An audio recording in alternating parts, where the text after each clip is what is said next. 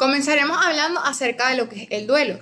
Se conoce como el duelo a ese proceso adaptativo que surge como consecuencia de una pérdida. Esta pérdida puede deberse a la muerte de un familiar o un ser querido, la pérdida de un empleo, la muerte de una mascota o también la ruptura de una relación de años.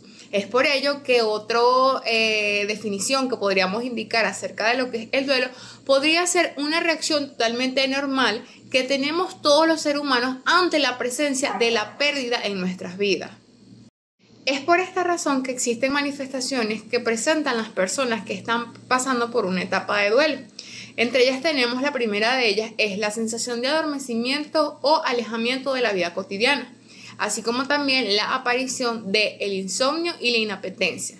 También tenemos lo que viene siendo la aparición de emociones de forma repentina. Estas vienen siendo mayormente tristeza, enojo, ira, entre otras. Cabe destacar que el duelo consta con 5 etapas. Sin embargo, no todas las personas pasan por unas etapas tras otras de la misma forma. Sin embargo, vamos a definir cada una de ellas. La primera es la negación.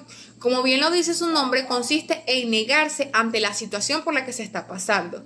Negar la muerte, la pérdida de la situación familiar, de la muerte de un familiar, del empleo, de la ruptura de una relación. La segunda de ellas está constituida por la ira, que no es más que ese sentimiento de rabia ante lo sucedido. Viene generalmente acompañada de porque a mí no me lo merezco, etc. La tercera etapa de este duelo viene siendo la negociación, que no es más que buscar posibles soluciones ante la situación en la que se encuentra. Sin embargo, estas soluciones son casi imposibles debido a la magnitud de esta situación. Es por ello que estas generalmente se caracterizan porque, por ejemplo, en pacientes terminales, buscan establecer relaciones o pedir disculpas a aquellas personas que han considerado hacer daño, o incluso pedir ayuda a un ser superior, indicando que si se salvan de esta situación, harán las cosas de una manera mejor. La cuarta etapa es la depresión, que es esa sensación de tristeza ante saber que se encuentran en esta situación de la pérdida, de la ausencia de algo o alguien y que ya no hay vuelta atrás. Y por último se encuentra la aceptación, que como su nombre lo indica, es la aceptación de lo inevitable, es decir, lo que ya pasó, pasó. Por lo tanto, la persona aprende a vivir con esta pérdida. Sin embargo, es importante resaltar que aceptar no es lo mismo que olvidar. Hola, mi nombre es Bexma Peralta y el siguiente tema es sobre el duelo desde el punto de vista de los enfoques psicológicos. Uno de ellos es el psicoanálisis. Este modelo quiere explicar que cuando ocurre procesos de duelo, ya sea por una pérdida de un objeto, una idea, un ser querido, ya sea indirecta o indirectamente, existe este proceso de pérdida por motivos de duelo, debe haber una organización de la libido, es decir, debe haber una reorganización de esa parte psíquica emocional por el objeto. Entonces se debe reorganizar, para que haya una nueva identidad transformada en base a ese objeto perdido. Eso es lo que quiere explicar. También tenemos otro modelo, que es el modelo cognitivo-conductual. En este se trabaja con reestructurar toda esa parte cognitiva con la parte conductual, que son las acciones, las conductas operativas. En este caso, debe haber esta reestructuración con técnicas como la reestructuración cognitiva. En este caso, puede haber esos cambios es lo que explica o expresa este modelo, que hay un cambio desde pensamientos negativos a positivos, como conductas desadaptativas a conductas adaptativas. Otro modelo es el humanista. Este modelo trata de que cuando ocurre este proceso de duelo, de que a partir de ello expresa que debe haber como ese espacio donde la persona pueda liberar toda esa carga, todo eso que siente, como lo que piensa, en consulta, en terapia. En esta parte, lo que busca el modelo humanista es que haya un proceso de crecimiento, de que el impacto de haber tenido un proceso de duelo es un motivo para poder crecer y avanzar. Es como un tipo de oportunidad. Piensa que este proceso, cuando ocurre, es una oportunidad de crecimiento. Eso es lo que explica la terapia humanista. El otro modelo es el modelo de sistémico.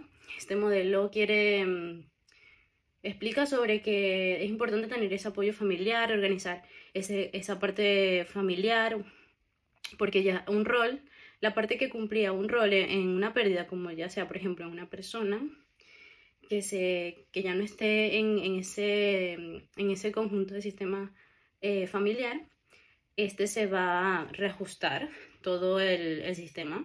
Entonces, al reajustarse y crear más unión en vez de desunión por la pérdida. Eso es lo que explica la terapia sistémica. Una de las estrategias que pueden utilizar de autoayuda cuando se pasa este tipo de procesos de duelo es expresarse, sacar todos esos sentimientos con una persona de confianza, que hay un tipo de expresión de todo lo que haya pasado.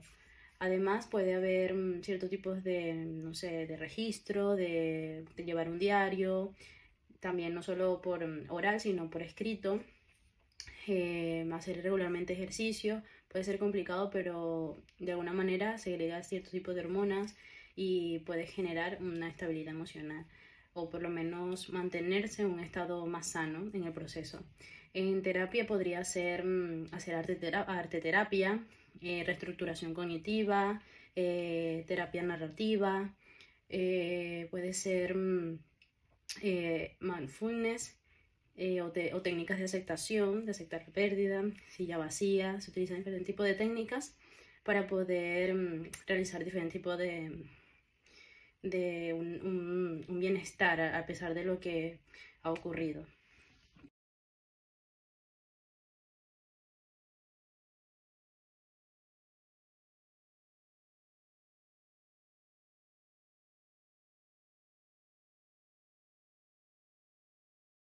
El suicidio se define como el acto voluntario mediante el cual una persona decide poner fin a su vida, motivada por un intenso sufrimiento emocional o psicológico. Desde una perspectiva clínica, no se trata simplemente de una acción aislada, sino de un proceso complejo que puede incluir ideación suicida, planeación y, en algunos casos, su consumación, además de intentos previos. Según la Organización Mundial de la Salud, más de 700.000 personas mueren por suicidio cada año, siendo una de las principales causas de muerte entre las personas entre 15 y 29 años. Esta conducta no surge de la nada, sino que suele estar precedida por una acumulación de malestar interno, desesperanza, sentimientos de fracaso personal, aislamiento y una percepción distorsionada del hecho de que la muerte se presenta como la única forma viable de terminar con el dolor. Por tanto, comprender el suicidio desde su dimensión clínica implica reconocer que en la mayoría de los casos es una manifestación extrema de sufrimiento psíquico no atendido. El origen psicopatológico del suicidio se relaciona principalmente con trastornos mentales, especialmente con los trastornos del estado de ánimo, en este caso como la depresión mayor, el trastorno bipolar, la esquizofrenia, el trastorno límite de personalidad y las adicciones. Investigaciones clínicas sostienen que alrededor del 90% de los casos de suicidio consumado están vinculados a algún diagnóstico psiquiátrico activo.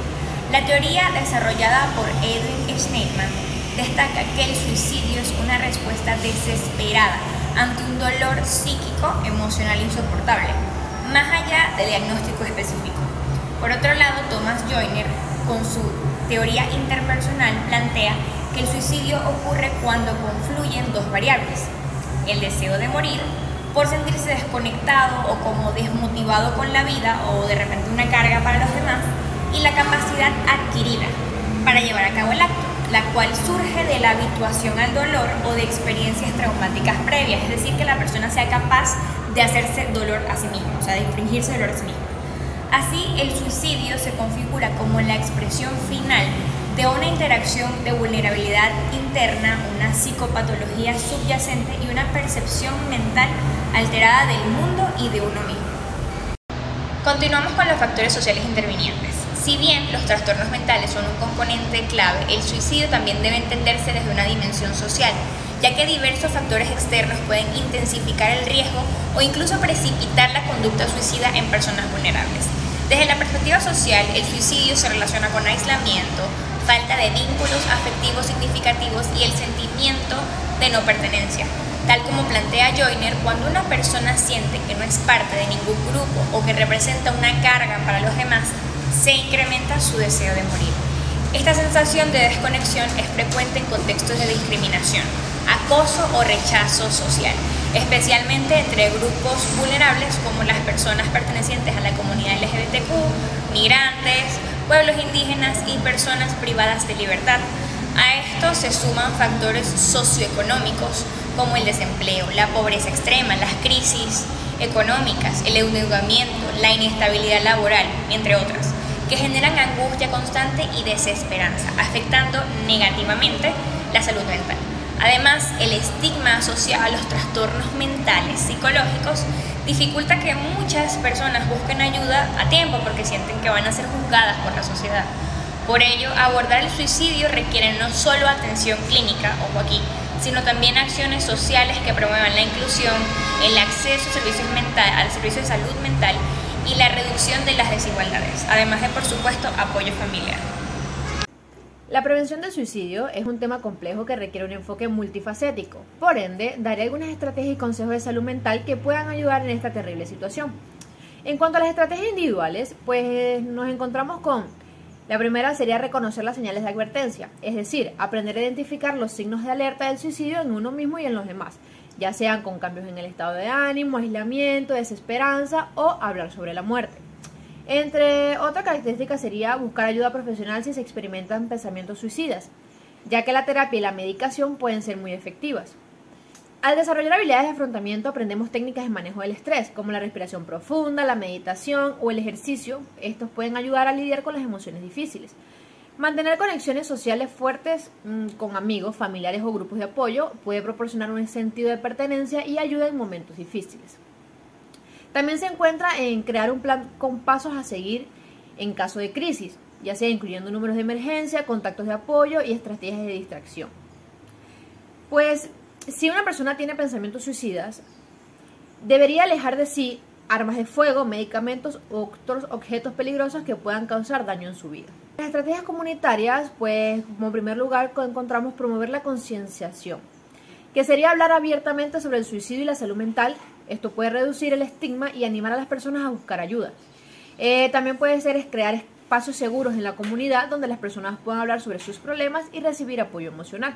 Otra estrategia sería enseñar a profesionales de la salud, educadores y otros miembros de la comunidad a reconocer las señales de advertencia y a intervenir adecuadamente. Por último, nos encontramos con promover la cobertura responsable en los medios, es decir, evitar la glorificación del suicidio y proporcionar información precisa sobre los recursos de ayuda. En cuanto a las estadísticas del suicidio en Venezuela, pues estas han mostrado un aumento en los últimos años, influenciado por la crisis económica, social y humanitaria que atraviesa el país. Según el Observatorio Venezolano de Violencia, la tasa de suicidios en 2023 fue de 8.10 por cada 100.000 habitantes, un incremento respecto a las tasas de 6.5 registradas el año anterior.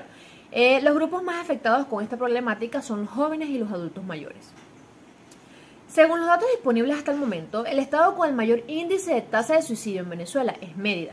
Ya luego, después de Mérida, los estados con las tasas de suicidio más elevadas por cada 100.000 habitantes debido a factores como pobreza, violencia y falta de acceso a la salud mental son Táchira, Distrito Capital, Trujillo y Lara. A nivel mundial, más de 700.000 personas mueren por suicidio cada año, lo que representa una muerte cada 40 segundos. El suicidio es la tercera causa principal de muerte entre personas a 15 a 29 años. Además, el 73% de los suicidios globales ocurren en países de ingresos bajos y medianos. Estas cifras resaltan la importancia de implementar estrategias de prevención del suicidio, tanto a nivel nacional como internacional. Muchas gracias por su atención.